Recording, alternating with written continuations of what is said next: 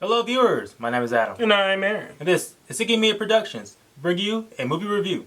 Guys, I finally got to watch it. I'm so happy. It's just... I'm in heaven right now. At least partially in heaven.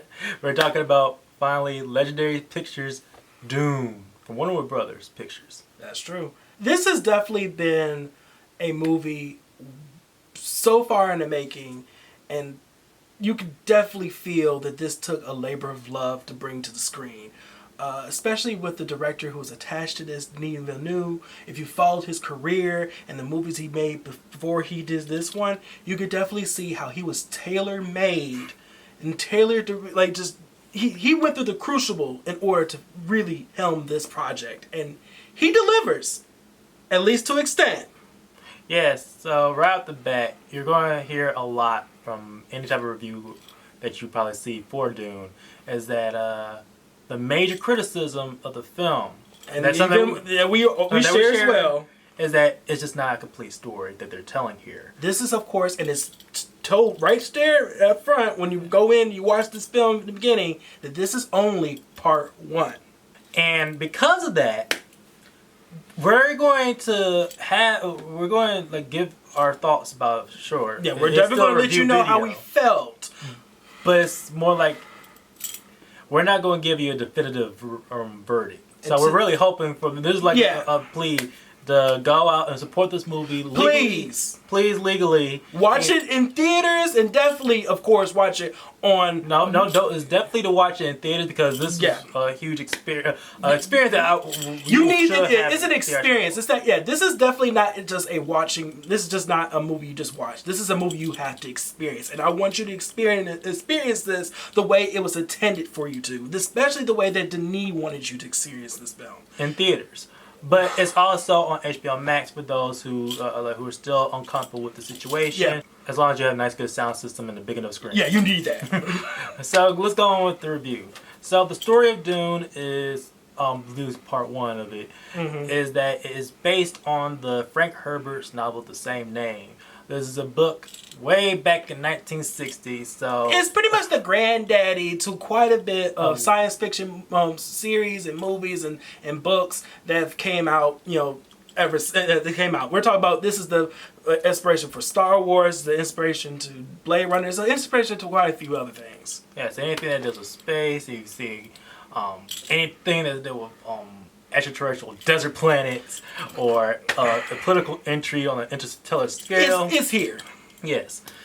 And you get a nice good, for the most part, it's so much like an extensive prologue to the action that's going to unfold. Is saying that's the tightest way I can express how this film portrays. Yeah, you don't want to go into this film. I mean, by all means, if you actually read the story like me and quite a few other individuals, and you already know where the story is going to go, of course you're going to have your, you're going to have certain opinions about it, or you're going to have, it's definitely going to affect your viewing of it. But I could definitely wholeheartedly tell you right now that you will appreciate it for what it is. And even if you haven't read the books, it does do a good job. Of being more of a general, express to general audiences the key themes, the key concepts of what's going on. You're going to get exactly everything you need to know about this story. This is tailor made for individuals who are both who read the books and who hasn't read the books. It's very digestible. You have this backdrop of like political rivalries of multiple different types of houses, similar to what Game of Thrones was. Very similar. This is like very much Game of Thrones in space, if you want to take it on that. But or a much more adult version of Star Wars, if you want to take it that way as well. Got complete with all the intrigue you can possibly want. Yeah, it's based, like I say, it revolves around these conflicts that are arising between political houses and over a specific planet out there. That mostly is called Arrakis, but you could also call it Dune, and it's all intertwined with this need for this very precious mineral resource called the spice. and the spice is essential to the economics and basically a whole way of life of the new cultures of how you navigate, how you see, how you like could be more of your inner self and all that type of things that the Dune film hints at. Mm-hmm.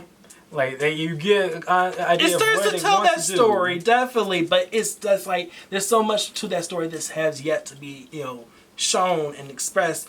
That's not in this first part. This first part is definitely a prologue. This is definitely it just introduces you to what's supposed to happen, and then hopefully we'll get that second half that's going to be the payoffs. And with it, like basically being like a good precursor of the action to unfold, it introduces a lot of the major players on like that you know from the marketing. Exactly. Of course, we're talking about Timothée Chalamet, who plays Paul Atreides. You have Oscar Isaacs, who plays his father, Duke Leto. Rebecca Ferguson as his mother. The lady Jessica.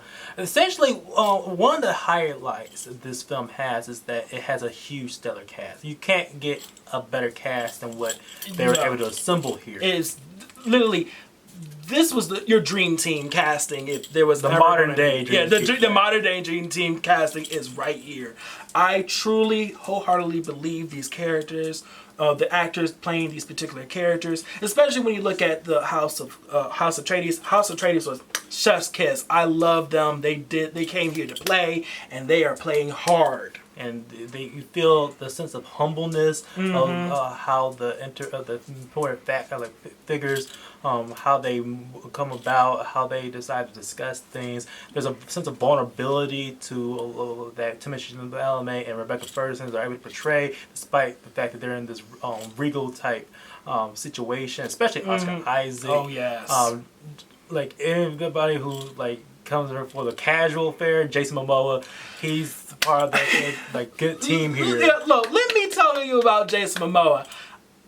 I originally didn't know how I was going to feel about him in this particular role and how he was going to fit with the rest of the cast here, in considering with this particular really important character. If you know how the books go, of Duncan Idaho, I didn't know how he was going to be, but because usually Jason Momoa plays a particular kind of character, and that's really the only. He does that particular character really well, but he's usually a one note in that particular and he's more sense. reserved in this movie. Exactly, he did something with this particular role where I felt as though, you know what, I'm with you.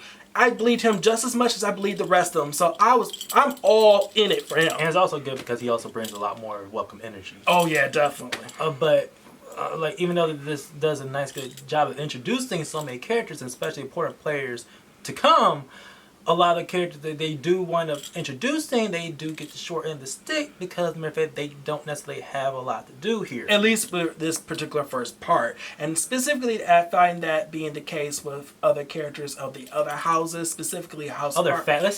Yeah, the other factions. Specifically, and in this particular, I feel as though the House of Harkonnen, I like who they have playing these characters, and I did enjoy my scenes with them. But I needed more development for them in this particular especially since picture. the fact that they're like there's supposed to be their rivalry exactly to the House of Atreides, so not like more development needed done here, especially at least in this first part because they're setting the ground for the main antagonists. But then you have another group, the Fremen, who the idea and the concept of the Fremen. There is very present in this film. Yeah, like two of the major players in that faction, played by Zendaya, and as well as Javier Bardem. Characters being Chani and Stilgar. They're very sparse in this film. Yeah, they're only slightly used, so you don't get an idea of where you don't get a full concept of who they are. You have a taste of what they're going to bring to the story, but you're just waiting for more of it to come. But from this huge cast and the grand scope of the story, luckily enough, from what we can say that's definitive as of right now, is this production. My God, this movie was gorgeous. Like, we have Greg Fraser, who's a cinematographer, director of photography. He is so already my favorite modern day cinematographer already. You literally, I can literally sit here and just say, you know, just take each scene and say, yo, I'm just gonna have that posted on my wall. Hell, I literally not too long ago, before I bought my ticket for this film, I bought the artwork for this movie in the art and soul of Dune.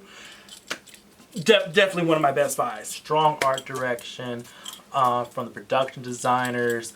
Greg Fraser, I want to like highlight him even more so for how the film looks. He's able to ground spectacle and sci-fi fantastical settings in a way that feels tangible and lived in. Which you desperately needed for this particular story, because Dune, even though it is a science fiction movie, it is a reserved science fiction story. They're not really all in your face with how futuristic everything is. Don't get it twisted. There are spaceships, there are alien worlds, but they're done in the sense that it's from the human perspective and from a realistic standpoint.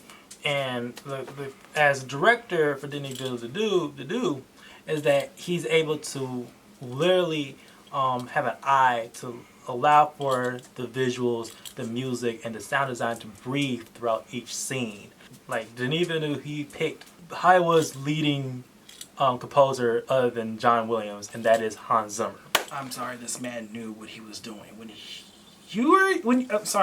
you listen to what he has composed in this film, these aren't just scores that are just background noise or music that's just flowing there that just helps you, move on with the scene and digest it in an easier way, or just, hearing it and it's just nice to hear and that's all it does. No, the music is also helping you to tell the story. It's also helping to emphasize certain key aspects and characters. It is working along with the film. The score itself is essentially like the sound design, in which how they were to use elements of certain parts of the story that I would say that like some of the concepts that are brought up here that has done audibly. So you'll get a huge kick out of how they're able to how they're able to portray that either through the music or how the sound designers are able to convey it. And with that, well, like usually with this big sci-fi spectacle, it does come with action. Like even though that this is only part one, the film do have action in it. It does. But I would like to caution people, if you're going into it, this is not what it's about. Yeah, that's definitely not the focal point. The focal point is the intrigue that's going on between these characters and these particular factions, and the overall lessons that are being taught intertwined with it. So for a lot of the huge back spectacle is done like to help set up more of the support the scale of the picture than it is to be more of a like adrenaline junkie. Exactly. If this was if I was going to grade the movie based on production itself, it would so far be an amazing. But we can tend to treat story and character so much more with a higher, more standard. And as of right now, for me, so many of the important players, they get short-handed, despite the fact that a lot of at least on the protagonist side, they are as of right now full fleshed out characters in their own right. For me, I have the same reservations, and then there's also certain aspects and storylines that I need to see finalized and actually given greater depth going forward. But until then, I'm going to keep my reservations to minimum and wait until I'm actually able to see the completed picture. But there we have it. That's how we feel so far about Legendary's Dune. Hopefully we get to see the second part very soon. We need that second part, people. And if it is, let's just hope that it's nowhere. Like nobody has to wait too long once they greenlight it. Exactly. I'm going to hope for at least 2023 or 2024. Most likely. And please let it come. Please announce we're going to get that second part. But yeah, that's how we feel.